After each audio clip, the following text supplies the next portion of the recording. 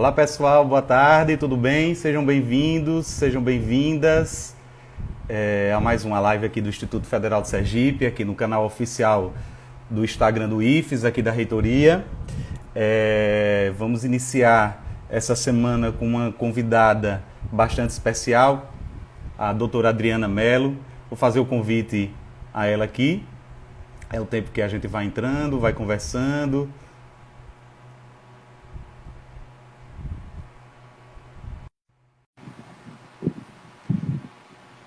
Desejar a todos uma boa live. Já de antemão, já agradecendo aqui a todo mundo que está presente, Vamos ver se a internet Silane, funciona. Frederico, Oi, Jaime. Boa doutora tarde. Adriana, tudo bem? Boa tarde, está nos ouvindo Tudo bem? bem? Como é que está aí em Sergipe?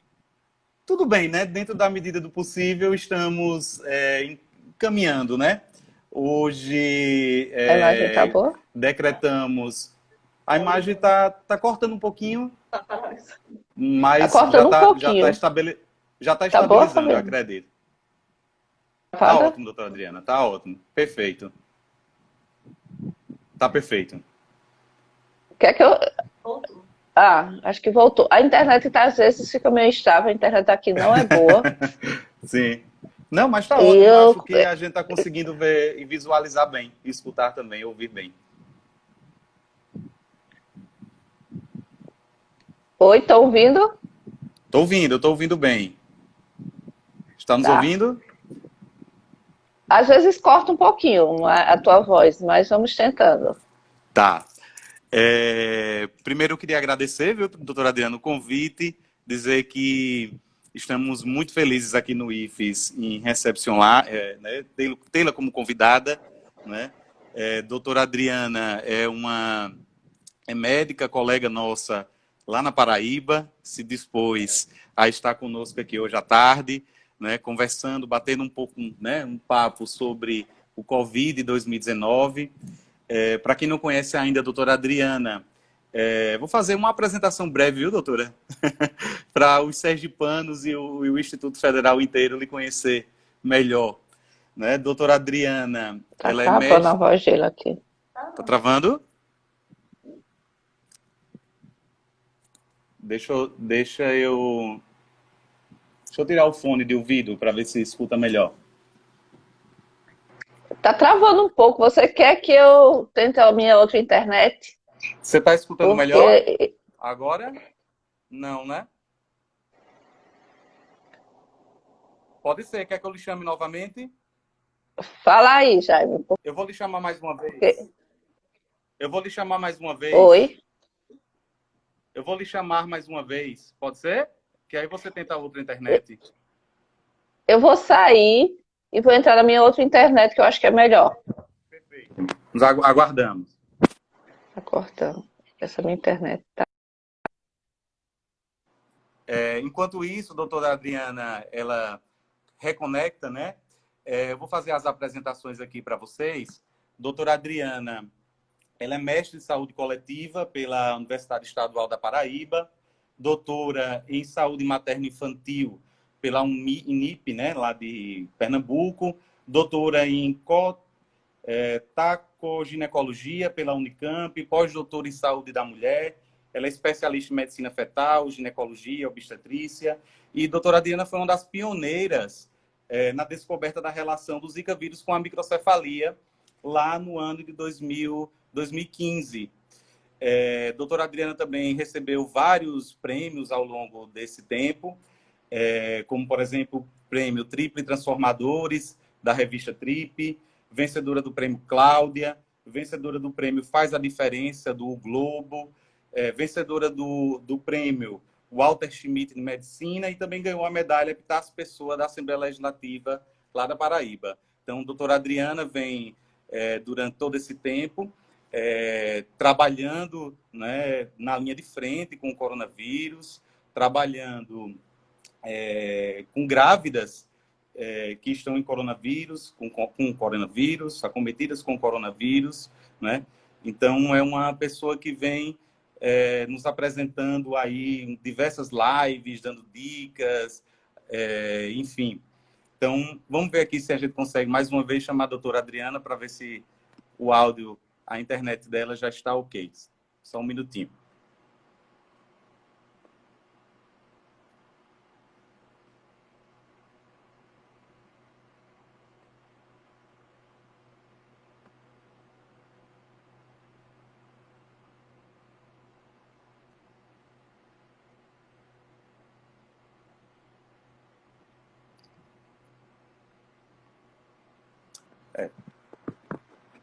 Doutora Adriana ainda não chegou, acho que ela está com um probleminha na internet.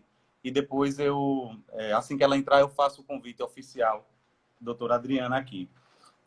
Doutora Adriana tem um trabalho espetacular com crianças com microcefalia. Ela apoia o Instituto de Pesquisa Professor Joaquim Amorim, que é o Instituto IPESC, e ela tem um projeto junto com outras médicas de Campina Grande, fisioterapeutas e uma série de colaboradores aí. O projeto Amor Sem Fronteiras, que trabalha justamente com crianças com microcefalia, né, justamente daquele período que foi acometido lá em 2015 com o vírus da Zika, né? Então, a doutora Adriana ela fez essa associação do vírus da Zika com a microcefalia.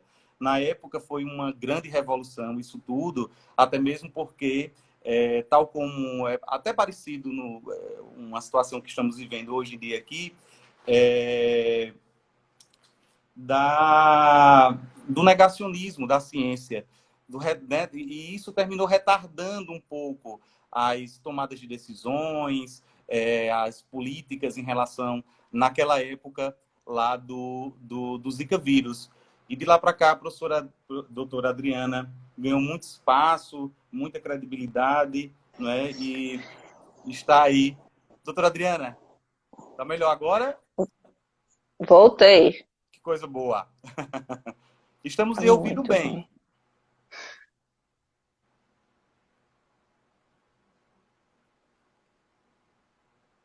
É impossível fazer live nessa internet aqui de casa.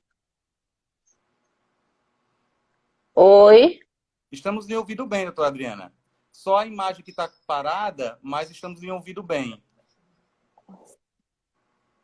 Tá ouvindo? É porque eu tô sentada assim, tá? Deixa eu sentar. Não sei se vocês estão me ouvindo. A minha Agora estamos internet hoje está muito ruim. Estamos lhe ouvindo tá bem, melhor? Estamos lhe vendo bem. Lhe ouvindo e lhe vendo bem. Está perfeito agora. Ok, eu vou tentar. Às vezes sua voz corta, mas a gente vai batendo um papo aí no que dá, do jeito que dá. Eu já fiz uma apresentação breve aqui dos seus títulos, dos seus prêmios, do seu trabalho fantástico com a microcefalia, né? Apresentei um pouco também, falar do projeto, né, do Amor Sem Fronteiras, lá do Instituto do IPESC, e dizer que é uma grande honra estar lhe recebendo aqui, em nome do Instituto Federal, de todos os colegas que estão aqui presentes, professora Ruth, nossa reitora, professora Shirlaine, que é nossa pró-reitora de pesquisa e extensão, todos estão aqui presentes e estão muito ansiosos para a palestra, né, para esse convite e essa live na tarde de hoje, viu? Seja bem-vinda, viu, doutora Adriana?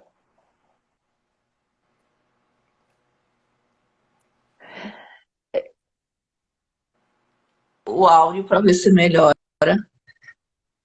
um pouquinho.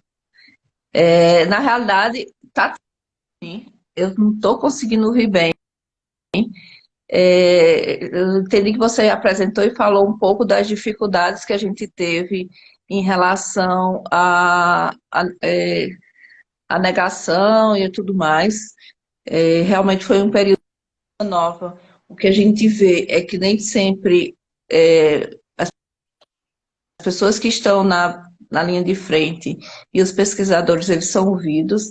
Então, desde a chegada do Zika no Brasil, existia uma dificuldade muito grande de convencer os gestores da saúde de que tinha um vírus novo. Acho que foi a mesma coisa que aconteceu na China. Na China, por conta eles terminaram perseguindo aquele médico. Mas aqui no Brasil não é muito diferente. Quem alerta sobre algo que está acontecendo termina sendo meio rechaçado da comunidade científica e as oportunidades terminam reduzindo. Então, eu digo diferentes, mas que a gente aqui também passa por maus bocados quando a gente se atreve a dizer que tem algo errado. A gente Sim, viu com o sim, Zika e agora com o Covid, porque agora a negação e o que foi mais impressionante, porque depois do Zika, quando a gente conseguiu estabelecer que realmente tinha algo estranho, quando a gente conseguiu provar cientificamente, pelo menos a gestão. E eu mesmo participei de várias reuniões de especialistas em Brasília. Eu não sei como é que está agora, mas o que eu acho triste com o Covid é que os especialistas não estão sendo ouvidos. sim. Então, o tratamento foi politizado. Então, a gente vê uma droga que hoje está sendo banida de praticamente todos os protocolos do mundo por conta dos riscos associados. E é uma coisa que foi uma coisa de cima para baixo. Então, sem escutar os especialistas. Então, isso me preocupa um pouco quando os trabalhos científicos, quando os médicos, nem sempre os médicos, porque a gente tem visto também um momento difícil onde muitos dos médicos parecem não acreditar mais na pesquisa científica, e eu vejo com muita tristeza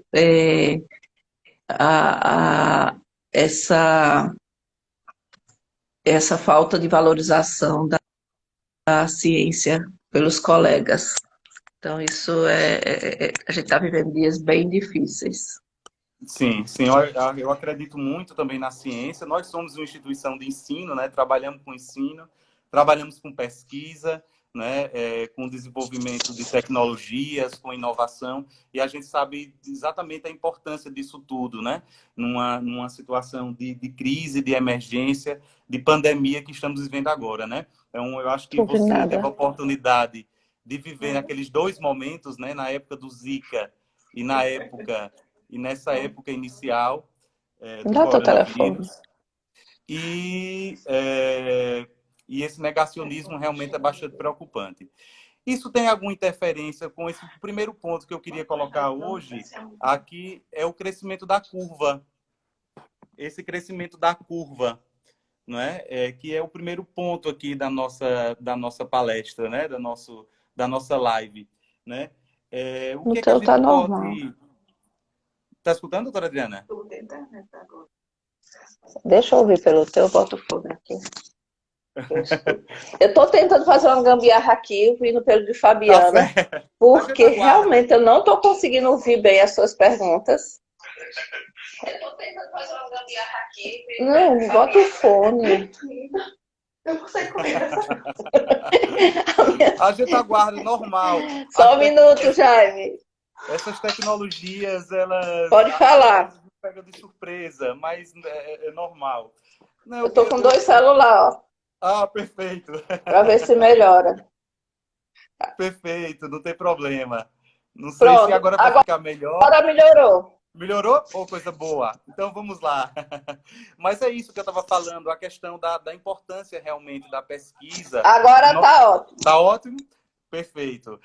Nós também somos uma instituição de ensino, fazemos pesquisa, né? Somos pesquisadores, né? Trabalhamos com ciência, com inovação, né? E nesse momento de pandemia, de situação de emergência, esse negacionismo termina retardando as políticas públicas, retardando formas de combater com melhor eficácia, eficiência. É muito bem isso que você colocou com muita propriedade. E eu acredito que isso reflita muito no primeiro tópico, né, da nossa live de hoje, que é o crescimento da curva, né? Eu vi até que você já conseguiu fazer algumas lives essa semana, doutora Adriana, sobre esse crescimento da curva, que nos preocupa bastante, né? Hoje, por exemplo, aqui em Sergipe, entramos em luto oficial durante 3 dias, pelo acometimento da 100ª morte pelo Covid aqui no estado, né? E a curva ela vem em ascendência crescente, né? Então, assim, uma pergunta que eu queria lhe fazer, e acho que todos têm bastante curiosidade, é o que é que podemos entender por essa curva, né?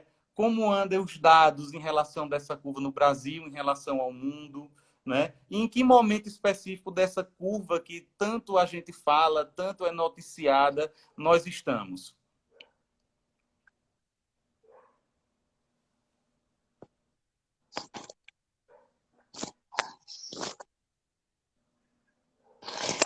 Eu acho que assim, a gente teve iniciativas que foram tomadas no início da pandemia. Eu sei que, primeiro, não é fácil tomar decisões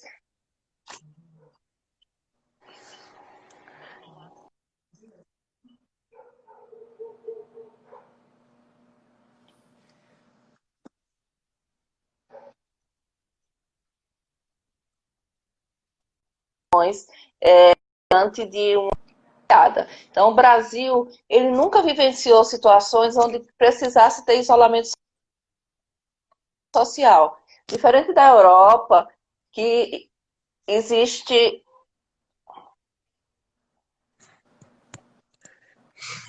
Então, diferente que Estamos lhe ouvindo bem. existia nevascas, existem é,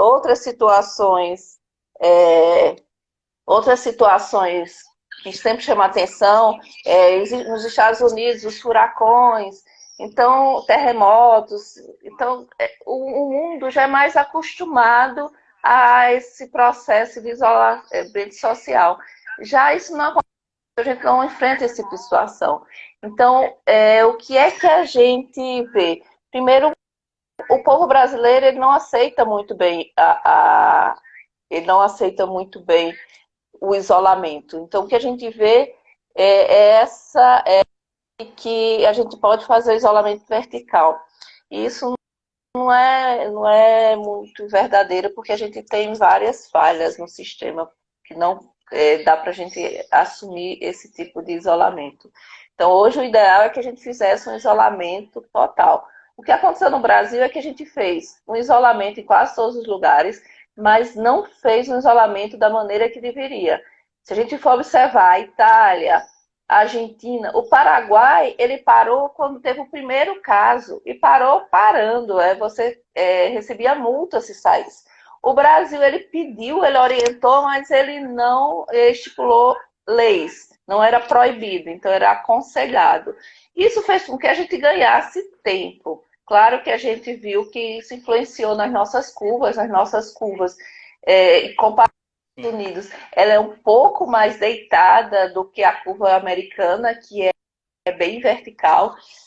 Só que isso adiantou por um tempo. Mas o vírus, as pessoas têm que saber que só tem duas maneiras de a gente diminuir a nossa velocidade.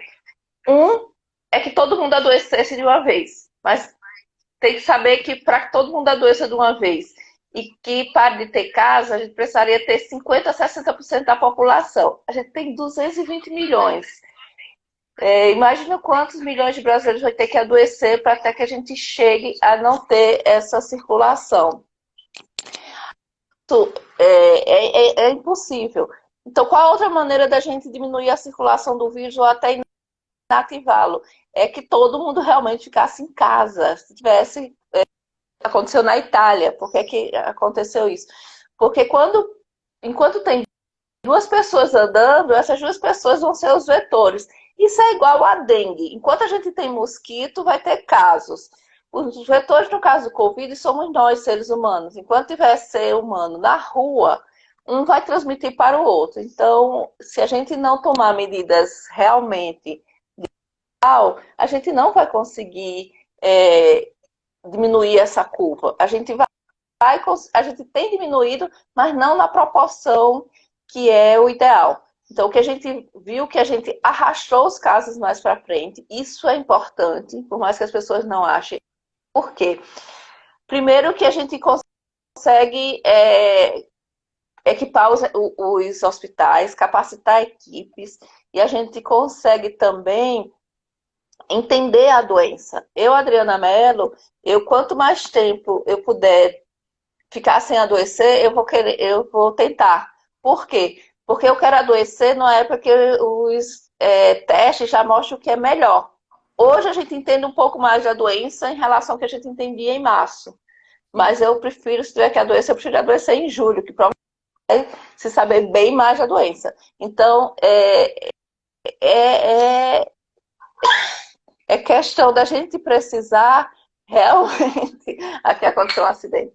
É questão da gente precisar realmente entender a dinâmica do vírus e respeitá-lo. Sim, perfeito. Inclusive, em alguns municípios já decretaram o que a gente chama do lockdown, né? Que difere realmente bastante da questão do isolamento social, né? Justamente para tentar combater esse maior número de pessoas na rua e que, bem provável, se utilize dos sistemas públicos e privados de saúde, das UTIs, das enfermarias. Né? Aqui em Sergipe, por exemplo, hoje a gente está com praticamente 100% das unidades de terapia intensiva ocupadas, né? O que é uma situação preocupante e alarmante, né? Como já ocorreu aí, inclusive, em outras cidades. Né? Então, agora uma pergunta que eu queria fazer, doutora Adriana, que é uma curiosidade de muitos, em relação à questão das taxas de mortalidade e de letalidade. Né? Eu acho que tem uma diferença, eu não sei como ocorreu isso em relação ao mundo. Inicialmente, a gente viu lá na Ásia uma taxa de letalidade, me parece, bem menor do que a taxa de letalidade aqui no Brasil. Isso tem a ver, talvez, com a transmissibilidade, com a virulência. Como é que funciona isso aí? E se a senhora tem alguns dados em relação ao Brasil, né? Qual a porcentagem dessa taxa de mortalidade e de letalidade aqui no Brasil?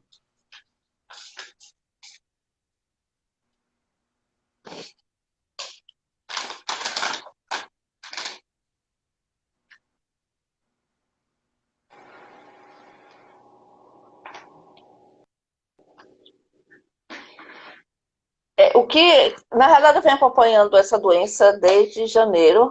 Acho que a China estava mostrando alguns dados, até alguns dados um pouco não tão preocupantes, porque a gente sabe que o Oriente ele já é a terceira versão de uma epidemia por um corona. Primeiro teve o SARS em 2000, depois teve o MERS em 2012. E se você prestar atenção, eu fiz um levantamento dos casos, os países que tiveram casos de SARS e de MERS nesses anos, os lugares onde morreram mais gente pelo SARS e pelo MERS foram os lugares que tiveram menos casos do corona agora tipo 2. Então, eu sempre tive uma hipótese de que o coronavírus ele tem reação cruzada. Então, por exemplo, se eu já tivesse tido o MERS ou o SARS, provavelmente eu já seria imunizada contra o SARS-CoV-2. Então, eu acho que tem essa reação cruzada. E o que me fez pensar nisso é que quando saiu da Ásia, foi que a gente foi ver realmente o que era o Covid. Então, quando chegou na Itália, foi que eu comecei a perceber, a gente começou a perceber que a taxa de letalidade aumentou. O que significa a taxa de letalidade? A quantidade de pessoas que morrem daquelas que estão doentes. Então, qual o percentual de pessoas que morrem? Então, na China era em torno de 3, alguma coisa. Já na Itália, chegou a quase 8. Então, a gente vê que existiu uma diferença. E quando chegou nos Estados Unidos, ela também apresentou uma taxa de letalidade maior. Aqui no Brasil, essa taxa de letalidade está em torno de 6%. Claro que existem as subnotificações. Talvez essa taxa de letalidade tão alta porque existem os casos que são subnotificados, mas eu também acredito nas subnotificações de mortes, porque esse vírus ele tem uns aspectos que a gente ainda não conhece. Então, toda semana sai algo novo. Essa semana, algo mudou de muito grave. A gente descobriu algo muito grave nesse vírus, que ele realmente consegue ultrapassar a barreira e infectar o feto, que isso até então não tinha sido comprovado. Então, são coisas novas que vão surgindo e vão nos deixando cada vez mais preocupados em relação ao comportamento desse vírus. Então, eu acho que a gente não comparar, às vezes em quando as pessoas falam de Taiwan, Singapura, não, a gente não pode comparar o Brasil com nenhum desses países. A gente não pode comparar com o Oriente, porque o Oriente tem, primeiro, eles usam máscara, segundo, alguns países como esses, que já tiveram o SARS e o MERS, eles fazem capacitação anual da população e da equipe de saúde sobre o que fazer diante de uma epidemia de vírus respiratório. A gente aqui não sabe de nada sobre vírus respiratório. Então, assim, é bem diferente o comportamento asiático. Além disso, eles faziam testagem. A gente é o país que menos. Então, assim, não dá para a gente comparar. Aí as pessoas podem dizer, também a Itália não dá para comparar, porque a mortalidade de lá foi maior, foi bem maior porque tem muito idoso. Mas o Brasil tem muito hipertenso, o Brasil tem muito diabético. Então, a gente não pode menosprezar. Eu acho que se a gente não tiver cuidado, a nossa taxa de letalidade vai ser muito alta. E o que me preocupa mais, Jaime, é porque a gente focou muito em respirador. Eu acho que isso sim era realmente. Mas hoje, conhecendo mais a doença, eu acho que a gente tinha que estar investindo em outras coisas também. A gente tinha que estar investindo em laboratórios, não só para testagem, mas para identificar precocemente os casos que vão agravar, que a gente já sabe como fazer isso. E em vez de a produção de hidroxicloroquina, que não tem comprovação nenhuma, a gente devia estar vendo como é que está a produção de anticorpos, porque provavelmente a gente vai precisar de muito anticoagulante e talvez a gente não tenha essa quantidade toda. Então está na hora de ouvir realmente os especialistas para ver quais são os próximos passos a tomar, porque uma das coisas que me preocupa, eu hoje estou muito tranquila na condição dos casos, porque nossa, a gente vai ter um sucesso muito grande. Mas uma coisa que me preocupa é aqui mesmo em Campina Grande, a gente precisa de um exame que às vezes dura 5 a 7 dias, quando a gente precisava ter o resultado e ver se o paciente está agravando ou não. Então, eu acho que é isso que a gente tem que discutir agora. Exatamente, perfeito. Doutora Adriana, chegaram duas perguntas aqui. Uma foi de professora Shirline, se há alguma possibilidade desse vírus sofrer algum tipo de mudança, de ocorrer algo parecido como ocorreu com o vírus, né, lá da dengue.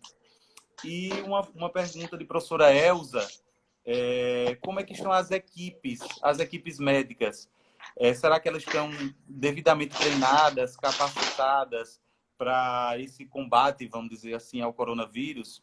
Então, são duas perguntas, acho que bem importantes, né, e esclarecedoras. Não sei se você pode nos falar um pouco sobre elas.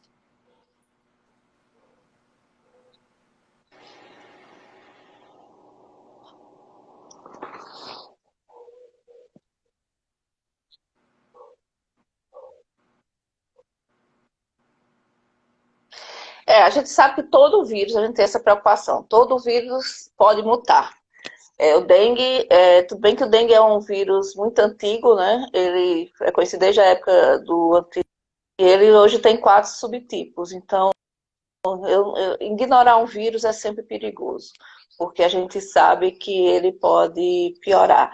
Uma das coisas que me preocupou foi esse artigo agora, porque esse artigo que saiu mostrando a infecção de um feto, ele simplesmente não mostra só a infecção de um feto.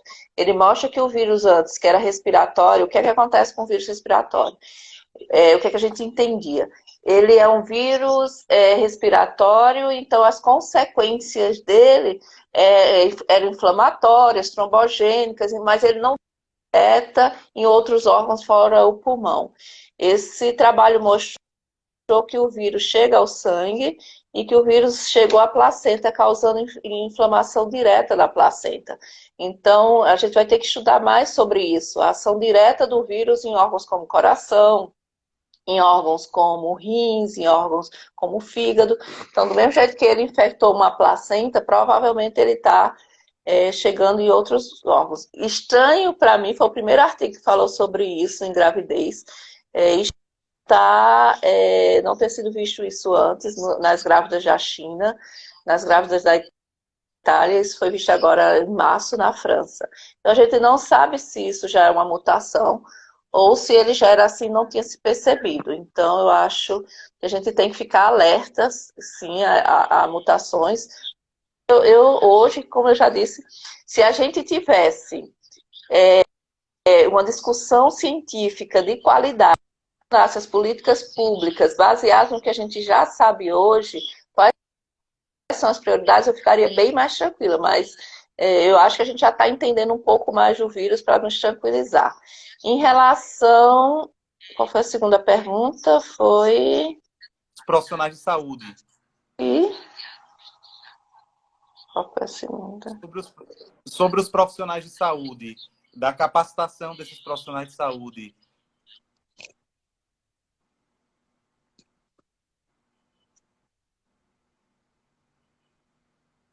Sim, profissionais de saúde. A nossa preocupação de profissionais de saúde sempre foi grande. Por quê? Porque para você ser um intensivista, você precisa estudar 3 a 5 anos. Então, a gente não vai achar que se aqueles intensivistas adoecerem ou morrerem, que vai ter, assim, profissionais à vontade sendo chamados. Vai ter. Mas, por exemplo, eu acho que eu posso contribuir, eu acho que hoje eu já estou pronta, além de contribuir com as gestantes, para contribuir com os casos leves. Mas diante de um caso grave, precisa não só das medicações para a Covid, mas principalmente entender os parâmetros respiratórios, entender que drogas você pode fazer ali para a manutenção da vida, eu mesmo não estou pronta. Então, assim, não existe essa coisa de ficar pronta para uma pandemia, porque isso é uma especialidade. Medicina interna, UTI é uma especialidade, tá? Então, por exemplo, a maior parte dos profissionais, eu pelo menos faz 20 anos que eu não entro no UTI. Então, eu acho que o segredo do Covid hoje é evitar que o paciente vá para a UTI. E isso a gente pode fazer, sim, cuidando, desde que se descubra o que é que faz, qual é o segredo para a gente hoje? É descobrir no início da pandemia, no início dos sintomas. Descobrir no início dos sintomas e controlando da maneira certa, eu acho que a gente vai diminuir muito a necessidade de leite de UTI. Outra coisa que é bem grave é que os profissionais de saúde estão adoecendo e morrendo, os bons, porque estão lá na linha de frente. E isso é complexo porque isso a gente vem discutindo desde o começo, que todo mundo também se preocupou com o respirador, mas ninguém se preocupou com a força do trabalho humano, que é essa insubstituível. E essas campanhas de aplaudir profissionais de saúde, de não sei o quê. Isso é bom para quem está fazendo, porque termina sendo uma coisa boa para se fazer, para se sentir bem. Mas não muda em nada a situação do profissional de saúde. O que a gente tem que fazer é fazer campanhas. Eu vou fazer uma live com Melânia falando sobre isso. Ajuda um profissional de saúde de baixa renda a comprar máscaras. Então, a gente tem que comprar máscaras e doar para essas pessoas, porque essa máscara que tem sido distribuída, essa máscara cirúrgica simples, ela não protege contra o vírus. E a gente está vendo os profissionais tombarem diante dessa doença, porque não receberam EPIs de qualidade. Isso também tem que ser discutido. Perfeito. Inclusive, Acho que isso é meu celular que não fecha. Doutora Adriana, a senhora entrou num ponto bem importante agora. Acho que seria nosso segundo ponto de discussão aqui na live pelas questões de prevenção, né? Então, se possível, eu gostaria que a senhora falasse em relação às máscaras. Em relação às máscaras, a gente sabe que existem alguns tipos realmente de máscaras disponíveis no mercado, né? A gente observa um uso muito grande das máscaras do tipo de tecido, né? Que estão sendo bastante utilizadas. Mas a gente tem outras máscaras que estão sendo utilizadas tanto pela população quanto pelos profissionais de saúde, como a N95, a PFF2. Eu acredito que a PFF1 ela não tem a serventia, né? Para situações de coronavírus. Então, eu queria que se possível, a senhora falasse um pouquinho sobre essa questão da prevenção, iniciando com as máscaras, os tipos de máscara, como higienizá-las, essa rotina diária, de dia a dia, né? De como é que nós devemos tratar com essa máscara, né? Eu saí para um serviço essencial, um supermercado, uma drogaria, utilizei minha máscara, será que eu posso reaproveitar essa máscara? E assim por diante, né? Então, queria que você comentasse um pouquinho sobre as questões das máscaras, se possível.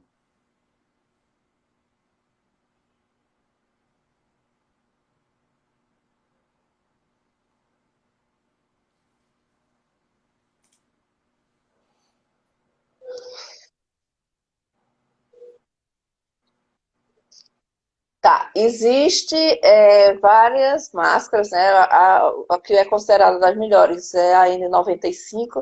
O que faz uma máscara ser boa ou não é a quantidade de filtro, a espessura da trama desse filtro. Então, ela tem, quanto mais filtro e quanto menor for essa trama, mais difícil o vírus tem de passar. Então, a N95, eu acho que são 8 filtros que tem. Eu até abri uma. Eu fiz uma live, não, uma gravação, não sei se hoje ou amanhã vai estar nas minhas redes sociais, mostrando quantos filtros tem uma N95, tá? E aí depois vem a PFF2, que é o similar brasileiro. Ela tem, acho que, 3 filtros, um é bem grosso, e, teoricamente, elas conseguem proteger em torno de 95% das vezes. Então, ela consegue diminuir bastante. A PFF1 não pode ser usada, porque ela não tem um filtro. Ela tem 2 camadas, mas não tem filtro. Então, a PFF1, em hipótese alguma, eu até recomendo, se vocês estão recebendo máscaras, quando terminar, porque elas eram para ser, na realidade, de uso descartável. Sim. Mas como a gente não tem, o que é que a gente tem feito? Profissionais de saúde, a gente está usando por 15 dias. Então, existem algumas maneiras de guardar. Geralmente a gente aconselha quando você tira a máscara, você não tocar em posse alguma no respirador, você tirar a máscara, higienizar bem as mãos, colocar numa folha de papel ofício limpa, vedar e guardar e antes de fazer o uso novamente. Isso não é o certo, mas é o que tem sido feito. Outra preocupação é que aí existem as máscaras cirúrgicas. O problema do Brasil é que ele colocou máscaras cirúrgicas como sendo a mesma. Existe a máscara cirúrgica simples, que essa não oferece também não oferece barreira contra o vírus. Não pode ser usada. Aquela máscara branca que só tem 2 camadas de TNT, ela não pode ser usada. As máscaras cirúrgicas, que todos os protocolos lá fora falam, é uma máscara que tem 2 TNT e tem um filtro dentro, e ela é resistente a aqueles salpicos. É resistente à água. Tá? Então, não é qualquer máscara cirúrgica. O que é que o Brasil fez? Botou só máscara cirúrgica. E a maioria dos profissionais estão trabalhando com aquelas máscaras de TNT, que aquelas máscaras cirúrgicas simples só servem para quando a gente vai operar um paciente, não contaminar o paciente. Mas ele não protege, tá? Contra vírus. Ele protege contra outras coisas, bactérias e tudo mais, mas vírus não protege. Então, isso foi um desastre. Só vi um adendo sobre isso nas orientações do Paraná, que colocou que os profissionais tinham que trabalhar com máscaras cirúrgicas desse tipo, que é resistente a salpicos e que tem que ter filtro. Então, máscara cirúrgica sem filtro não serve. Em relação às máscaras de tecido, sim, as máscaras cirúrgicas têm que ser descartadas assim que termina o uso, e elas só têm, no máximo, 4 horas de trabalho. Se você isso, então, num plantão de 12 horas, você tem que receber no mínimo 3 máscaras ou trocar se ela ficar úmida. Já as máscaras de tecido, elas para você ter uma ideia, elas se equivalem praticamente, se elas tiverem 2 dobras, a essa máscara cirúrgica comum. Orientada, que é a máscara de tecido. Eu também, nesse meu vídeo, eu fiz um teste bem legal e eu coloquei nas máscaras de tecido um filtro de café. Demais a eficácia dele, tá? Então, tem mostrado uma boa eficácia quando você usa o filtro de café. A máscara, quando você for usar, também é o mesmo tecido. Dura em torno de 3 horas, 2 a 3 horas. Se você for ficar muito tempo, tem que levar várias máscaras. E quando chegar em casa, lava com água e sabão. É um vírus muito fácil de matar. Se lava com água e sabão, já mata o vírus, tá bom? Tá. Perfeito, perfeito. Eu sempre que utilizo a minha, eu coloco, deixo guardadinha da folha de ofício, né? Quando preciso reutilizá-la. E mesmo assim, tento utilizar o máximo possível as descartáveis, né? No dia a dia. E as de tecidos numa urgência, numa saída para, enfim, para alguma emergência, mesmo que se necessita sair de casa, né? Doutora Adriana, essas questões das prevenções, eu não sei se você poderia nos dar uma dica desses locais que estão com mais contágio, né? Eu vejo muito o índice de isolamento E quando social. possível, o Face Shield. Ah, sim, Só perfeito. lembrando. Sim, perfeito, ótimo. Inclusive aqui no Instituto Federal, nós estamos produzindo o Face e já entregamos acho que 41 instituições de saúde público e privada aqui no estado e está fazendo bastante a diferença. Mas minha pergunta está justamente nisso, quais são esses locais onde as pessoas são mais acometidas, né, de contágio, né? A gente percebe os hospitais, indiscutivelmente. Deixa eu esperar você colocar lá. Os hospitais, indiscutivelmente, é um local de bastante contágio.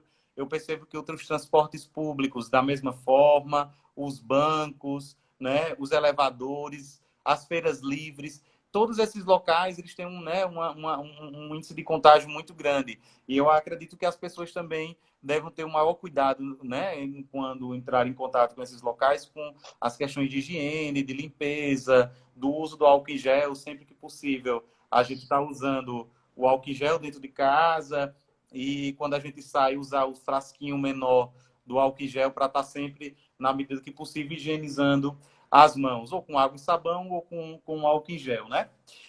Como a gente já está adiantado aqui, temos agora 8 minutos só para o Instagram nos derrubar. Eu queria falar só um pouquinho com um terceiro tópico que a gente colocou aqui, que foi em relação a pós-pandemia, né? O que normalmente os especialistas e a comunidade em geral está chamando do novo normal, né? Como seria esse novo normal? Quais seriam que modelo de novo normal seria esse, né? Que hábitos novos, né? A comunidade vai realmente passar a ter, né? E principalmente eu acredito em função das medidas sanitárias e assim por diante. Então eu queria que a senhora falasse um pouquinho sobre essa questão da pós-pandemia, né? O que é que você entende? Quais são as recomendações? Como é que a gente vai lidar com isso nesse futuro que está bem próximo, se Deus quiser?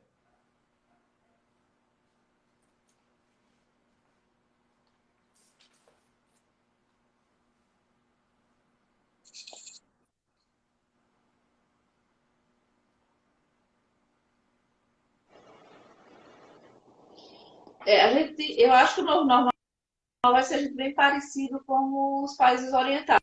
A máscara ela veio para ficar, até que se tenha uma vacina. A gente vai ter que evitar isolamentos. Viagens, turismo vai ser uma coisa que vai ser complexa, porque eu fico pensando, quando é que eu vou voltar a viajar? Porque eu isolei minha família. E aí meu marido tem obesidade. Se eu viajar e ele adoecer e morrer. Então, assim, a gente vai ter que ter essa preocupação. A gente vai ter que talvez só viajar quem for já Covid positivo. Isso se não tiver uma mutação do vírus e se realmente a gente ficar imune. Mas eu acho que o uso da máscara vai ser o novo normal.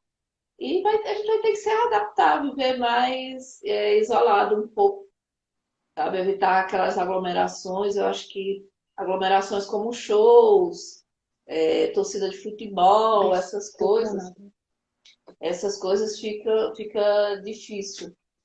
Algumas pessoas estão falando aqui do meu canal, eu tenho discutido bastante isso no meu canal, doutora Adriana Mello, sobre essa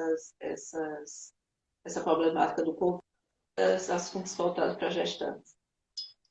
Mas eu acho que vai ser isso, Jaime. Eu acho que a gente vai ter que se isolar mais, e usar as máscaras até que saia uma vacina, que não é rápido sair uma vacina e Sim. que nem sempre essas vacinas vão estar acessíveis assim que saem, né? Se alguém assistiu que tinha uma data para as pessoas se vacinarem, porque não é também fácil ter uma vacina que funcione e mesmo assim, e que esteja acessível para todo mundo. Graças a Deus aqui no Brasil a gente tem instituições como a Fiocruz, que elas têm uma capacidade boa de fazer vacina, ainda bem. Isso só mostra que a gente tem que investir em ciência, porque se a gente não tivesse uma instituição como a Fiocruz que fosse capaz de produzir vacina, a gente ia esperar que países como os Estados Unidos, países da Europa, fabricassem a vacina, depois que vacinasse eles, é que vinha para cá. Então, Sim. para quem critica a ciência, eu acho bom lembrar que se não tivesse instituições onde existe ciência todo dia, a gente não teria a vacina no Brasil tão rápido. Sim, perfeito. São muitas perguntas que as pessoas que estão assistindo aqui, eu de antemão já quero agradecer a todo mundo, os professores, servidores do Instituto, alunos, comunidade externa que estão nos acompanhando aqui na live com a doutora Adriana, e também falar que a doutora Adriana está no canal do YouTube, né? É bom sempre segui-la também, tanto no Instagram quanto no canal do YouTube, porque essas informações elas são muito importantes, né? São lives que tratam sobre as grávidas. Eu vi que algumas pessoas aqui, né, estão pedindo para falar um pouco mais sobre as grávidas, como é que funciona as questões de prevenção contra as mulheres grávidas, a favor das mulheres grávidas, enfim. E outros temas bem importantes, inclusive aqui para o nosso próprio instituto, que é o retorno, né, das aulas, né, em algum momento futuro. Por enquanto estamos no ensino remoto, né?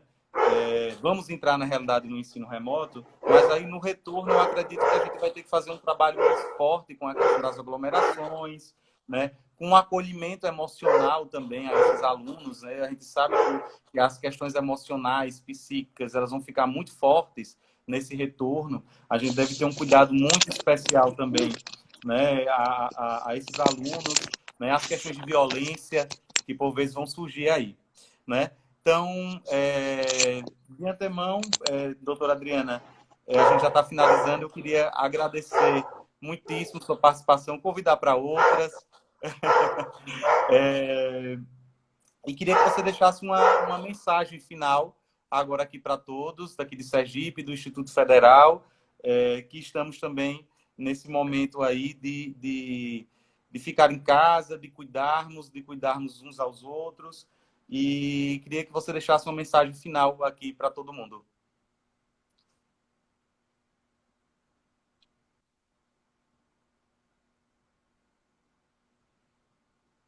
Acho que vai ter uma live amanhã.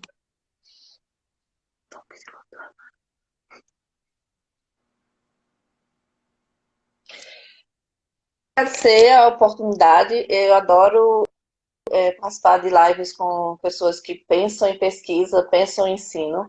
Eu acho que esse é o futuro do Brasil. Os institutos fizeram a diferença e eu acho que a gente tem muita coisa para pensar juntos para melhorar a qualidade da vida, porque os institutos, eles têm essa coisa de tirar a pesquisa de dentro de quatro paredes e de tornar a pesquisa acessível à população. Então, eu queria parabenizar todos que fazem pesquisa, que são apaixonados por pesquisa, porque é isso que muda o mundo. Queria dizer também, para quem não respondeu, eu posso voltar a próxima semana, a gente pode marcar novamente. Houve uns problemas hoje com a minha internet. Mas amanhã também eu vou estar fazendo uma live no meu Instagram, às 19h30, só para tirar dúvidas. E dizer que estou à disposição. E é isso, parabenizar. E não desistam da pesquisa, pense sempre no polêmico.